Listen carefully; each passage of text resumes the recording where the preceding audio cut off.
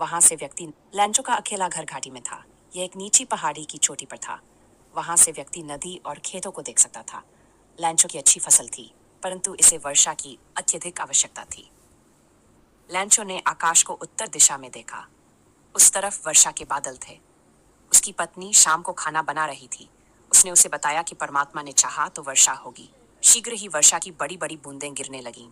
लैंचो वर्षा का अपने शरीर पर अनुभव करने के लिए बाहर गया। वह काफी खुश था। उसने कहा कि वर्षा की बूंदें नए सिक्के थीं, परंतु शीघ्र ही ओले हर एक स्थान पर गिरने लगे। खेत सफेद हो गए जैसे नमक से ढके हों। फसल पूर्ण रूप से नष्ट हो गई। लैंचो उदास हो गया।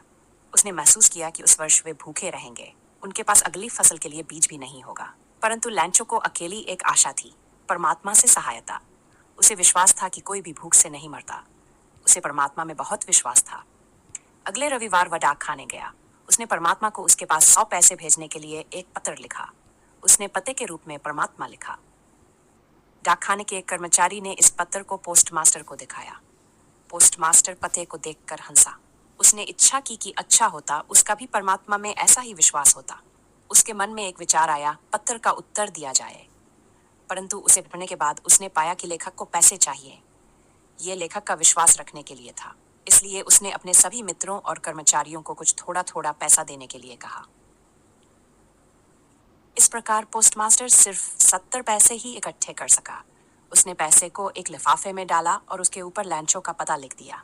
उसने हस्ताक्षर के रूप में इस पर सिर्फ एक शब्द परमात्मा लिख दिया। अगले रविवार लैंचो डाकखाने आया। उसने पूछा कि उसके लिए क्या कोई पत्र है। उसे वह पत्र दिया गया। लैंचो ने पैसा देखकर कोई आश्चर्य नहीं दिखाया। जब उसने पैसे गिने तो उसे गुस्सा आया। उसने महसूस किया कि परमात्मा कोई गलती नहीं कर सकता था। तुरंत ही लैंचो ने परमात्मा को दूसरा पत्र लिखा। उसने इसे लेटर बॉक्स में डाल दिया। पोस्टमास्टर ने इसे खोला। लैंचो ने उस पत्र में लिखा था कि उसे केवल 70 पैसे मिल गए हैं, परंतु उसने तो एक 100 पैसे के लिए कहा था। उसने परमात्मा को बाकी के पैसे उसके पास भेजने के लिए कहा, परंतु परमात्मा को वे पैसे डाक द्वारा नहीं भेजने चाहिए। ये इसलिए था क्योंकि डाकखाने के कर्मचारी धोखेबाज हैं।